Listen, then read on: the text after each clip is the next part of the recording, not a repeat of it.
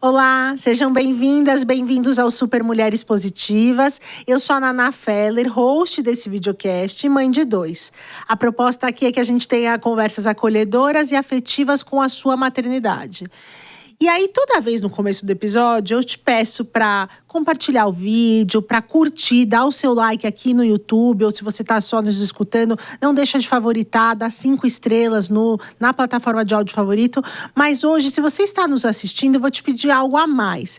Não deixe de comentar, porque o seu comentário aqui engaja, a gente fica sabendo se você gostou, que parte você mais gostou. Então, é super importante não deixar de dar o seu like, mas também deixar um comentário.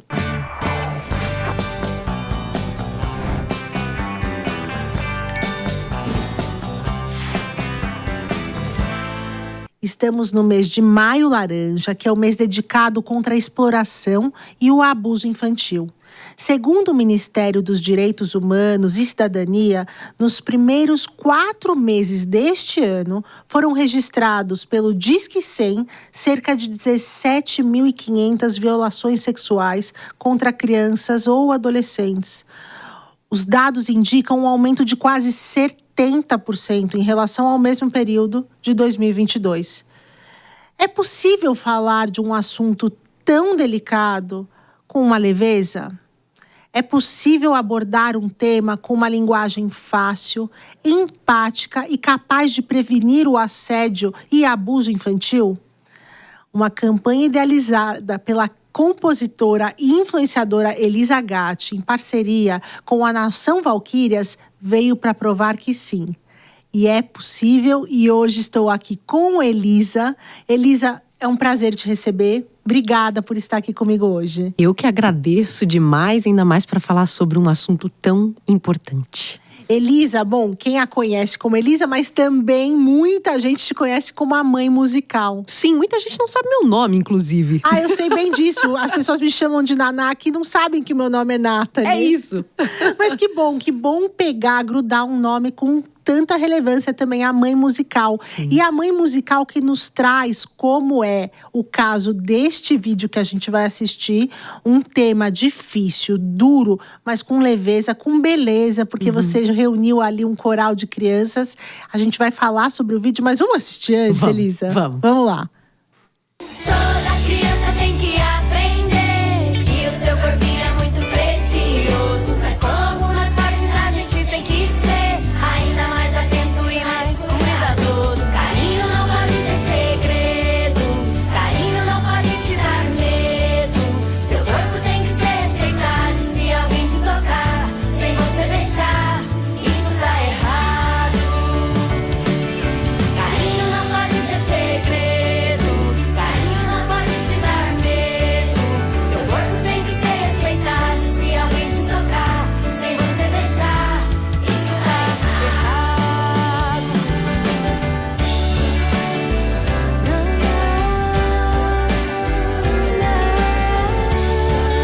Carinho não pode te dar medo, nem ser um segredo. Elisa, que vídeo lindo. A gente pôs só um trechinho, mas a gente vai deixar aqui para as pessoas assistirem depois dessa conversa.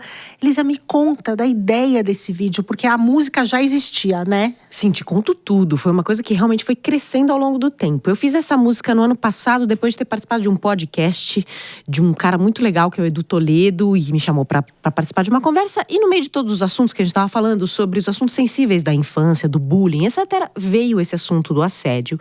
E aí ele me contou que tinha conversado com uma especialista, e essa especialista tinha falado para ele que uma das frases que os abusadores mais usavam com as crianças era essa história do segredo, né? Então, essa é a nossa brincadeira, nosso segredo, não conta pra ninguém, né? E aí essa menina falava que carinho não pode ser segredo. E eu saí da conversa com aquilo na cabeça.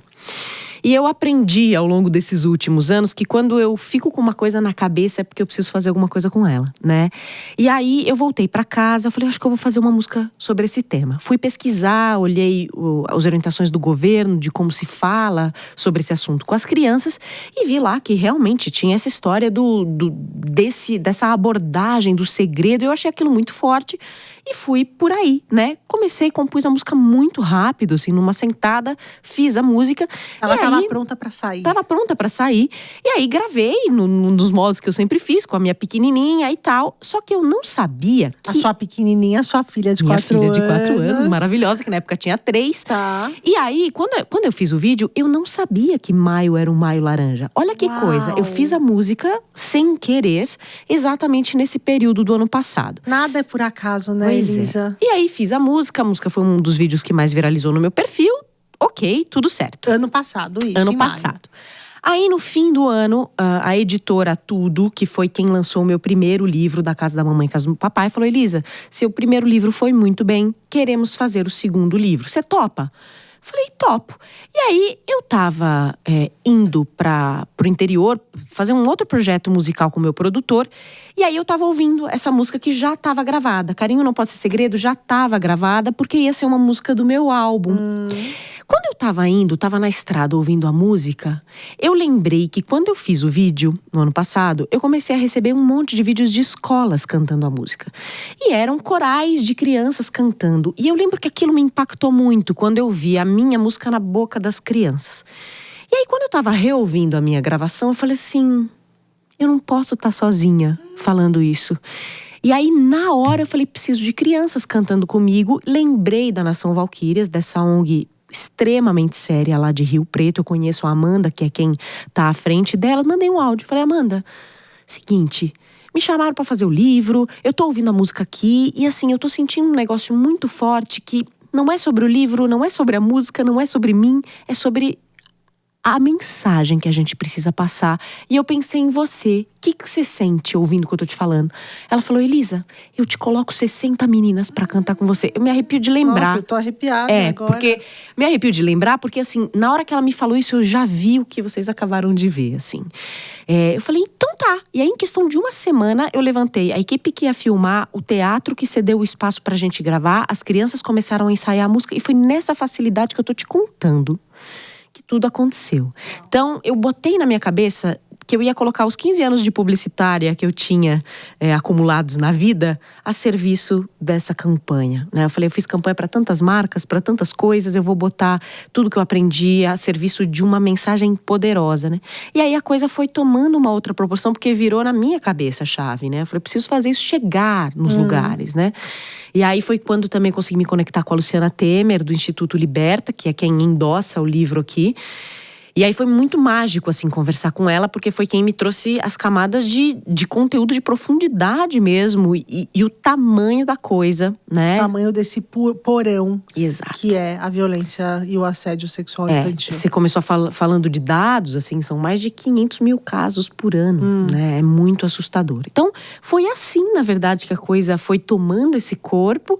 E a campanha foi lançada neste mês. Então, foi ao longo desse ano, essa construção para chegar do tamanho que tá. Exatamente. E você comentou sobre que você já tinha feito ali, usando a sua filha, junto com ela, fazendo outros vídeos na Mãe Musical. E você comentou sobre Casa da Mamãe e Casa do Papai. Sim. Para quem não conhece, explica então como começou o perfil e essa ideia de compor temas sensíveis para crianças e para nós adultos também. Perfeito. Eu vou contar uma coisa em primeira mão aqui, que é uma loucura, tá? De como a nossa cabeça é. Eu sou filha de italianos, eu sou a única brasileira da minha casa. E quando estourou a pandemia, não sei se você lembra, um dos primeiros países que teve o lockdown e começou toda a tragédia foi a Itália. Foi, eu né? lembro. Depois da China, tudo. Mas tinha teve aquelas cenas dos hospitais, eu lembro muito disso. E foi exatamente na minha região, né? Onde a gente tem casa, onde minha família tá, enfim. E aí, eu fiquei muito tocada com aquilo. Eu sou compositora desde os 8 anos. Quando minha filha nasceu, eu comecei a fazer muitas músicas com ela no dia a dia. porque é o meu jeito de eu me expressar. Isso trabalhando ainda com publicidade ou não? Você já estava focada Eu já tinha na área da saído. música? Não. Eu tinha transicionado, eu tinha saído de publicidade para trabalhar numa consultoria. Tá bom. E depois, quando eu tava já para ganhar a Chiara, eu saí da consultoria também. Porque eu falei, quero me dedicar, né? Parece que eu sabia o que tava por vir, assim, né? Porque foi isso, ela nasceu 6 meses depois, veio a pandemia. E aí, eu decidi criar um perfil chamado Mamma Musicale, que é o Mãe Musical versão italiana. Então, comecei por ali. Comecei a postar, porque eu falei, gente, essas mães estão com essas crianças em casa, o que elas vão fazer? E aí, eu não sei, aquilo me reconectou com a minha infância, porque em casa a gente sempre falava italiano quando eu era pequena, eu falo em italiano com a Chiara. Comecei ali, e aí foi muito louco, Naná, porque as pessoas começaram a me seguir na Itália. Uau. E eu não tenho conexão nenhuma. Então, assim, foi coisa de 100 seguidores, 200 seguidores, 300 seguidores. E as mães falando comigo. As mamas todas falando comigo. E eu achando aquilo muito mágico. Eu falei, gente, que loucura, né? E aí eu pensei, bom, se eu tô conseguindo falar com as mães na Itália, eu acho que eu consigo falar com as mães no Brasil. E foi só depois de alguns meses que eu criei Mãe Musical em português. Quando eu criei a Mãe Musical, eu tinha um plano completamente diferente. Eu achei que eu ia fazer música infantil, né? Como entretenimento. Que eu ia fazer animações, que ia ser um canal de YouTube, no formato tradicional. Só que não. O que começou a realmente a conectar com as pessoas era uma mãe cantando pra filha. Então, o que tava ali era a música como caminho, não como fim, né?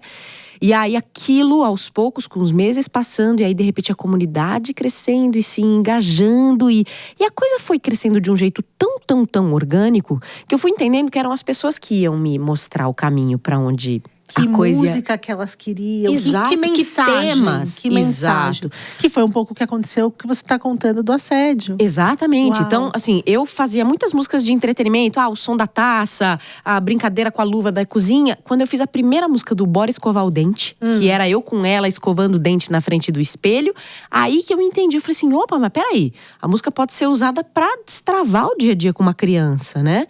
E aí foi muito louco, assim, né? Quando a gente realmente coloca a nossa energia nas coisas, as coisas vêm.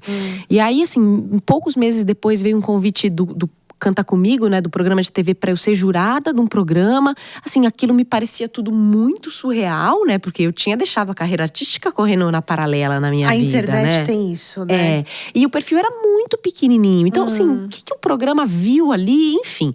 E aí, dali pra cá, assim, de 2 anos pra cá, realmente é que teve um crescimento muito grande. E que aí eu vim a entender mesmo que quando a gente usa música pra curar as feridas, pra facilitar as relações, pra integrar, incluir, a coisa vai pra um outro lugar, né? Um programa atrás, eu entrevistei a Isa Minatel para falar sobre programação neurolinguística. Sim. Isso tem tanto, porque ela falou muito sobre a questão das histórias, das metáforas e das músicas, também para se conectar com as crianças. E eu queria que você contasse especificamente dessa primeira música que foi a que estourou, que foi Casa da Mamãe e Casa do Papai. Sim. Num momento sensível, de dor para aquela criança, quando os pais de repente estão se separando e cada um tem uma casa, você transformou em algo alegre, porque uma música sempre traz isso. Mesmo as músicas mais tristes, quando a gente escuta, a gente se emociona também por esse lado feliz. Eu acho que a música, ela tem um poder absurdo de conectar mesmo a gente, né? É um idioma que todo mundo fala. Eu falo que é o idioma que os corações falam, né? Independente de você falar chinês e grego. Não importa a língua que a música, o idioma que a música tá tocando, você se conecta às vezes com aquela melodia, com aquela voz. Exato. E aí eu sinto isso muito com as crianças, né? Que é uma língua que leva a gente muito pra perto, é muito empática. E a música da Casa da Mãe e do Casa do Papai foi completamente inesperado, assim, o que aconteceu. Apesar de eu ter passado por este momento na minha vida pessoal, já fazia 8, 9 meses que eu tava separada, as pessoas me pediam muito. Elisa, você tem música pra pais separados? Você tem música pra 2 casas? Eu falei, poxa, tá aí um tema. E aí eu lembro que eu tava, sei lá, andando na cozinha e veio pra mim, tem a casa da mamãe, tem a casa do papai e elas são diferentes. Veio assim. Aí eu dei um passo pra trás, eu falei, eu acho que essa música vai ficar legal, né? Aí eu segurei ela um pouco, falei, eu acho que eu quero fazer ela com calma. Peguei e fiz. E aí eu fiz uns recortes de papel, coisa que eu nunca faço. Eu falei, cara, vamos gravar essa música. E até eu ligar a câmera, eu não tinha feito a segunda parte dela, que é a frase que as pessoas mais comentam, que é e o que importa é ter amor ao abrir a porta. Essa frase não tinha até eu gravar, botar o REC no celular. Aí me deu um negócio, falei, acho que tá faltando alguma coisa. E aí eu fiz o que importa é ter amor ao abrir a porta. Beleza, postei o vídeo, normal, como eu sempre fiz. Eu acordei com um viral no dia seguinte. Foi isso, eu fui dormir, eu acordei com o vídeo tomando assim, uma repercussão absurda. E aí, de fato, assim, o perfil dobrou de tamanho em questão de um mês. E aí, pelo que as pessoas estavam comentando, né? Eu falei, nossa, eu toquei numa ferida social, na verdade, né? Tem ali tanto que é o único post onde tem polêmica entre os seguidores. Os porque seguidores. eu não tenho hater, assim. Eu encontrei um caminho ali no meio da rede social que é muito mágico. Esse teve polêmica, Tá. né? Porque, de fato, mexeu em instituição, em valores, em um monte de coisas, né? E, Em feridas. Tinha um casal global que estava em crise também. Então, assim, foi uma coincidência. Aí trazem tudo pra música. Trazem né? tudo pra música. E aí ali ficou claro, quando eu comecei a receber também mensagens de escritório de advocacia, de gente especializada em alienação parental, que começaram a trazer dados exatamente muito expressivos sobre como as pessoas usam as crianças dentro do universo do adulto. Quer dizer, a relação que você tem com o seu companheiro, companheira, é outra coisa. O filho, a criança não pode estar no meio, né? Sim. E aí eu acho que, de fato, consagrou e cristalizou pra mim que, assim, a música tem muito poder nesse lugar curativo mesmo. E é a mãe cantando pra filha, ou enfim, o pai, não importa quem cantando, mas é uma mensagem tão tocante pra nós, mães e pais, nessa dinâmica que você está relatando sobre alienação parental. O que importa é ter amor ao abrir a porta. Essa mensagem é pra gente também. Sim, claro. Claro que é pra filha e pro filho entender que não importa onde ele está indo, vai ter o amor, mas pros pais se lembrarem disso. É claro. Quando entra, olha, as discussões, as relações entre adultos, que fique ali. Pelo menos a gente espera assim. E eu aprendi uma coisa muito linda também. Acho que foi uma psicóloga, não lembro exatamente quem que me falou isso, mas quando os casais entram em conflito e que infelizmente é natural você cair um pouco nesse lugar, às vezes, dependendo de como é a sua estrutura, enfim, de como as coisas terminam ou o que acontece, entra nessa disputa de botar um contra o outro, né? Quando uma criança vê o pai ou a mãe falando mal do outro, né? É como se você não autorizasse a criança a gostar daquele outro ente, aquele outro genitor. Então, quer dizer, se eu vejo o meu pai falando mal da minha mãe e eu gosto da minha mãe, eu começo a me sentir mal. Eu falei, ué, mas peraí, meu pai tá falando mal da minha mãe, então eu não posso gostar dela. Então, olha que loucura se a gente realmente não conseguir separar as coisas. De novo, faço sempre o disclaimer. Existem 1000 realidades, existem situações extremas, existem casos em que a alienação parental às vezes é necessária pela integridade física da criança. Eu ouvi um caso falando de abuso esta semana, de um pai que abusava de uma criança de 2 anos, né? Então, com todos esses parênteses feitos, assim, sempre que possível realmente deixar os dois universos separados. Voltando agora para a campanha, então, que a gente tá no foco, no finalzinho do mês de maio. E que bom ter você aqui para a gente falar sobre isso.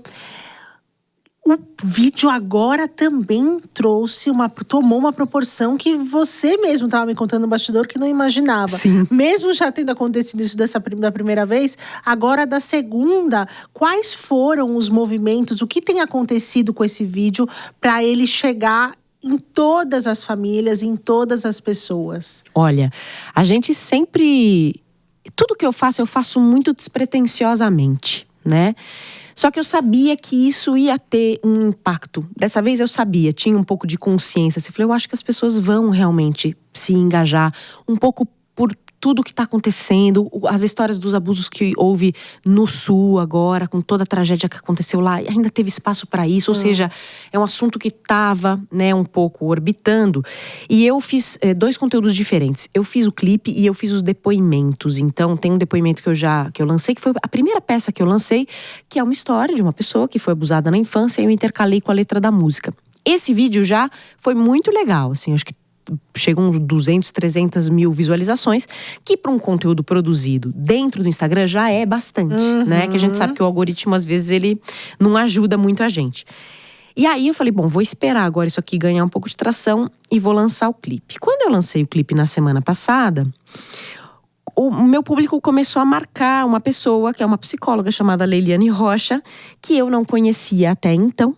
E todo mundo falou, vem aqui ver. E ela foi uma das primeiras pessoas que replicou o vídeo. Quando ela replicou o vídeo, eu tava falando com ela hoje sobre isso, a coisa explodiu. Porque assim, veio de alguém que tem muita autoridade para falar. Né? Uma coisa sou eu. Fala há muito tempo sobre isso. Exatamente. Então, assim, não tenho nem como agradecer ela por ter feito isso gratuitamente, assim, né? Mas o vídeo no perfil dela tá com quase 11 milhões de visualizações. Uau. Se somar as que tem no meu e mais também o apoio da VTube por causa de um outro projeto que a gente tá fazendo juntas, já passou os 15, né? Então, que sonho isso. Porque, como a campanha diz, né? Falar sobre abuso é uma maneira de prevenir. Sim. Né? Se a gente não falar para as crianças que isso existe, elas não vão entender que elas estão passando por uma situação como aquela, não vão verbalizar, enfim, a gente sabe que podemos entrar mais em profundidade sobre isso, mas, nossa, assim, é muito emocionante, né, ver? Eu imagino. Muito. Eu fiz um programa e convido as pessoas, para quem não assistiu ou escutou o programa que eu fiz com a Mariana Rusk, a doutora Mariana, o episódio chama Prevenção à Violência Sexual Infantil, e esse programa também tomou uma proporção. Depois a doutora Mariana foi em outros lugares por conta até dessa entrevista para falar. E algo que elas falaram, e que a Mariana Rusk, que é uma defensora, uma ativista da infância, fala muito, é que não só a criança se dá conta a partir das informações, mas ela consegue também coagir o adulto, Sim. o agressor. Porque a partir do momento… Esse agressor, ele tá muito longe desse ideal que a gente tem, que é o homem no escuro, violento, estranho. Tá muito dentro de casa, né? Infelizmente, os dados apresentam isso. E aí, a última coisa que ele quer é ser descoberto. Ele quer continuar sendo ali o bonzinho, o cara bacana. Muitos têm esse perfil. Então, quando a criança fala… eu sei o que você tá fazendo, porque eu ouvi a música da mãe musical. Tem Imagina, a ver? Tem claro. isso. Na hora, muito, claro que vai ter um ou outro que vai avançar, mas muitos, pelo simples fato de serem descobertos, vão parar.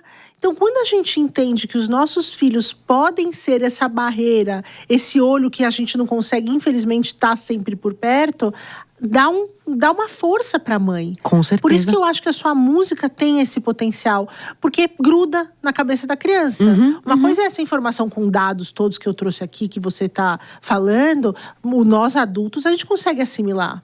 A criança não. Claro. Mas com a música, sim. Sim, exatamente. Você teve essa experiência, inclusive, com o coral que você cantou. As meninas ali sabem cantar a música, né? Como você percebeu as crianças e até a sua filha recebendo essa mensagem, Elisa? Ai, é muito mágico mesmo, assim, né? Ainda mais as crianças do coral. A gente tá falando de uma ONG que tira as meninas da favela, né? A Nação Valquírias, ela é um espaço de acolhimento para crianças que vivem ali à margem, né? Então, são crianças que, como todas as outras que a gente sabe que o assédio não tem endereço, né? Tão suscetíveis a isso. Às vezes vem de histórias de famílias onde isso aconteceu. Uma das educadoras do projeto é quem dá o depoimento, então é uma pessoa que passou por isso. E aí é muito incrível, assim, porque a mensagem estava muito assimilada. Elas entendem cada palavra do que está sendo dito ali, né? E agora elas estão vendo toda a repercussão delas como porta-vozes dessa mensagem. E com a minha filha a mesma coisa, assim. Como eu canto essa música desde pequenininha, e agora ela tá naquela fase, os 4, 5 anos, ela começa também a olhar pro corpo dela de um jeito diferente. A gente conversa abertamente sobre isso. Quase que todo dia vem algum alerta, assim, sobre isso. A gente… Enfim, tem que fazer a nossa parte, claro, né? Mas eu vejo como é latente essa necessidade mesmo dos adultos trazerem esse assunto para conversar com a criança. E outra coisa que eu percebo é a quantidade de relatos que eu recebi de pessoas que nunca falaram sobre isso com ninguém, né? Adultos. Você deu um caminho para elas falarem. Porque tem muita gente que tem medo de como abordar. Exato. Você trouxe para essas pessoas uma forma.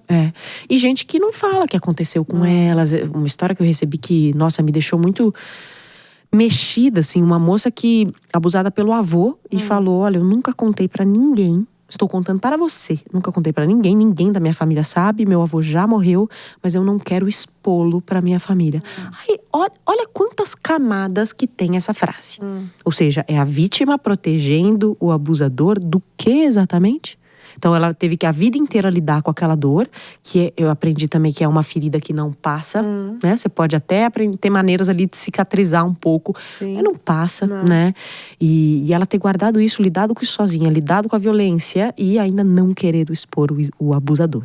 Então, é muita camada que tem aqui. Elisa, você contando isso me lembra muito, foi ano passado que a gente gravou esse episódio sobre a prevenção à violência, e a doutora Mariana, no final do episódio, ela virou pra mim, me agradeceu e falou assim: mas você abriu as portas. Vão chegar histórias pra você, porque você abriu esse caminho, e é o que aconteceu. Tá acontecendo com você. Sim. E eu lembro que chegaram histórias de embrulhar o estômago, né? E eu queria aproveitar esse gancho até disso que a gente está conversando para parabenizar o Instituto Survivor, que está no Rio Grande do Sul agora com os abrigos. Você mencionou sobre os abusos que aconteceram em abrigos coletivos. Então, a partir dessa separação de mães e crianças em espaços onde elas… Porque quando eu até falei, meu Deus, parece que o porão tem inferno. Como que essas pessoas, num momento tão vulnerável… E aí, o que me falaram mas é claro, é na vulnerabilidade. Quando você pega a criança, é por ser vulnerável, por não saber se defender. Ali, num ambiente coletivo escuro, o que a gente levou essas pessoas que faziam isso dentro de casa para um espaço público. Então, parabéns para o Instituto Survivor, Isabela Borges, uma amiga minha que está lá, que já montou alguns abrigos e inclusive vou conectar vocês até para essas músicas estarem lá. E é uma forma de entretenimento, mas de informação. Claro. Muito importante. Claro. E eu queria saber agora quais são os próximos passos. O que você tá com o livro, eu queria que você mostrasse. Sim. Porque também essa música virou livro. Sim. Então aproveita para mostrar pra mostro gente. Demais, gente, porque… Ali na câmera 4. Ó, pessoal, esse é o livro. Na verdade, ele é um livro para cantar. Né? Assim como o primeiro, ele traz a letra da música toda ilustrada aqui e algumas preocupações que a gente teve, né, de ser um livro muito representativo, inclusivo. Vou mostrar aqui, ó. Então, né, a gente colocou a criança PCD, porque o índice de abusos em crianças PCDs é super alto, né? Então você vê que é um livro diverso e ele é um livro muito fácil, porque é a letra da música que tá aqui, né? Então a criança, ela lê cantando. Esse livro já está lançado? Já. Hoje eu fiz o post oficial, né? Lançando para todo mundo. Legal. Então é isso, é a letra da canção. E no final, aqui tem o QR Code para música nas plataformas. E as orientações da Marcela Ondey, que é uma psicóloga infantil, de como abordar esse assunto com as crianças, que né? Legal. Então, e esse livro, ele está à venda? Onde as pessoas conseguem encontrá-lo? Na Amazon. Principalmente e em vários outros revendedores online. Se você buscar na internet, você acha os links. Então chega na sua casa, né? Então, e Elisa, esse é a segunda música que vira livro. A primeira é Casa da Mamãe e Casa do Papai. Que foi incrível também, né? Porque eu comecei a receber os vídeos das pessoas lendo e cantando o livro junto com as crianças. Um baita elo de conexão, assim, né? Você juntou as duas coisas que são a linguagem da infância. A música e os livros. Em casa, pelo menos, meu filho é muito musical. Ele passa o dia cantando Beatles. É isso. E também amam livros. Então, você juntou as duas coisas. Que bacana. Eu gosto sempre muito de agradecer a Ana, que é a dona da editora, porque acho que se não fosse ela, eu jamais passaria pela minha cabeça eu escrever um livro, ela né? que te convidou, ela que deu a ideia. Foi. Ela falou, Elisa, então, sou dona de uma editora, queria transformar sua música num livro. Eu falei, nossa, que coisa interessante, né? Aí eu indiquei a Ritinha, que é a ilustradora, a gente já fazia outros trabalhos juntas. E aí ela falou, eu perguntei, mas o que eu preciso fazer? Não, manda só a letra da música. E aí, num passo de mágica, o livro ficou pronto. E eu lembro a sensação que eu tive quando eu recebi o primeiro, né? O Casa da Mamãe e Casa do Papai na mão, assim, em casa. Que eu falei assim, uau! Isso aqui é uma tangibilização absurda. Da minha música.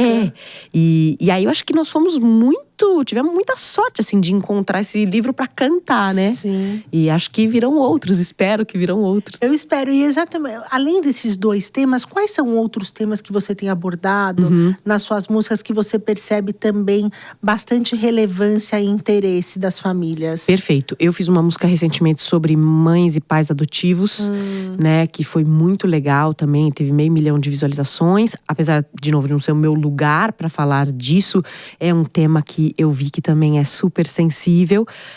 A minha proximidade com a comunidade autista, eu tenho… Eu não sei, acho que não é desse planeta. Eu tenho uma coisa com a comunidade autista muito forte. E 2 anos atrás eu fiz o hino do autismo.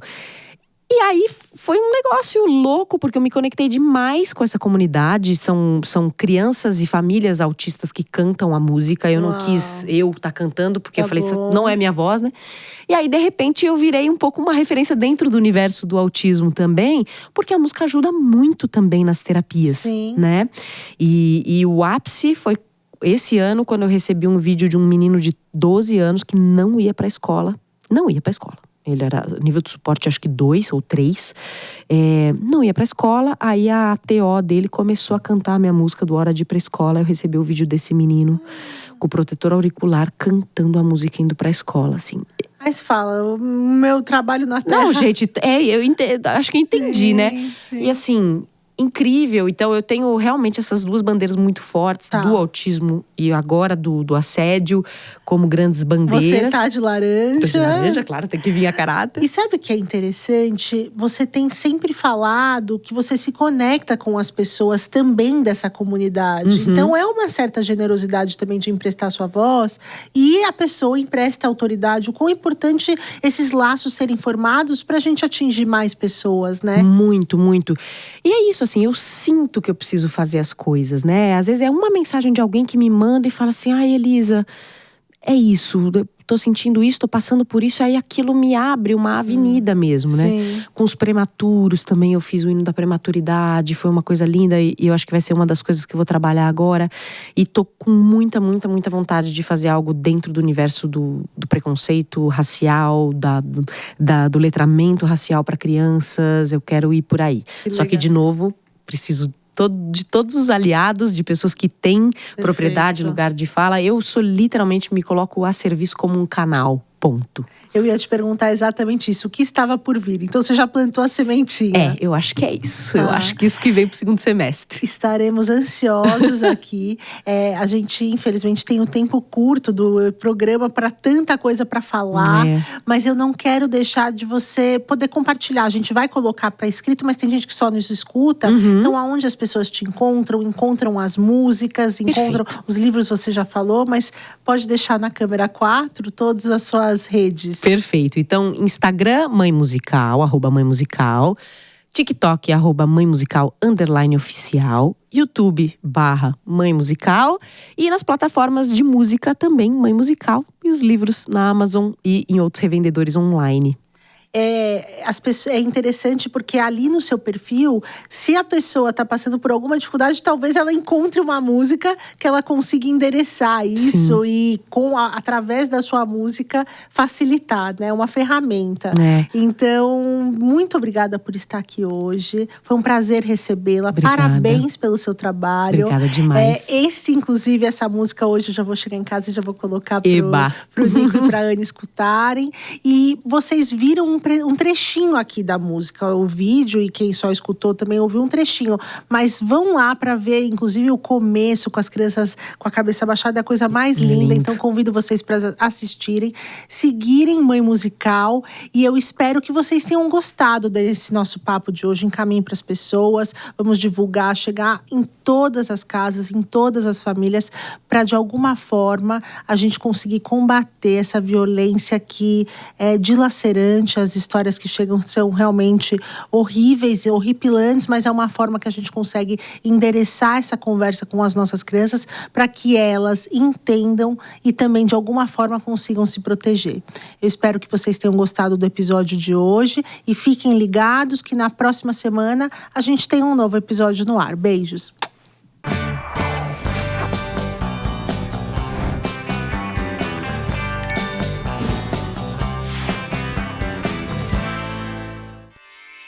Realização Jovem Pan News.